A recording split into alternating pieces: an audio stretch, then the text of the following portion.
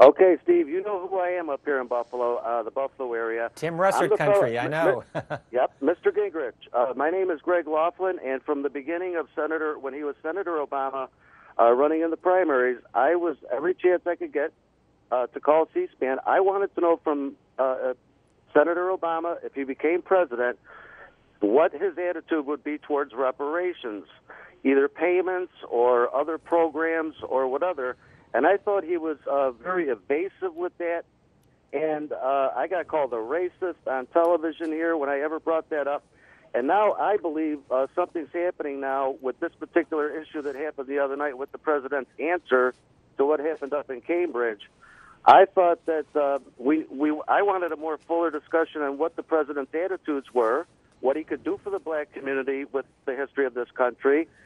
We had very little discussion about that, and now this president, I'm afraid, might have some problems with 1,000 cuts. Look, let me say, first of all, this is the headline, by the way, in the New York Post on that issue, too. Well, let me start, though. This morning, there was a story about the president's, I think, best initiative to help African Americans, and that is a very aggressive school reform program that he is working on and that I've agreed to help Secretary Arne Duncan and to help working with Reverend Al Sharpton, because education ought to be the #1 civil right in the 21st century. And the president, to his credit, in this area largely is moving in the right direction, demanding real accountability, demanding that we know the quality of the teacher, the amount of learning the student's doing, the quality of the school, and if they're not up to snuff, that we actually change them now. And Arne Duncan I've met with several times now, I'll tell you, he is a very aggressive, reform-oriented Secretary of Education.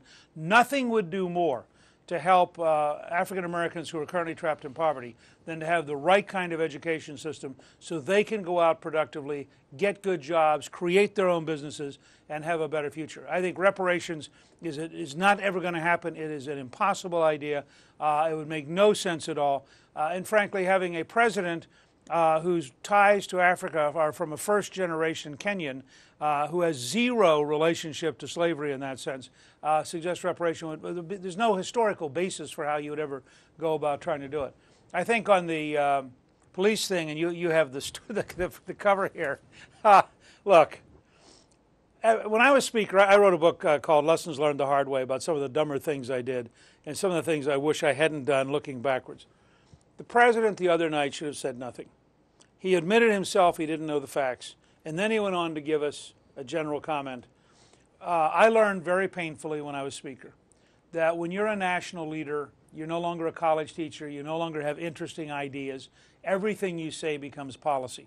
The President of the United States is even 20 or 30 or 40 times truer than being Speaker of the House. I think the President would do all of us a benefit if he'd just relax and say, you know, he probably shouldn't have said anything.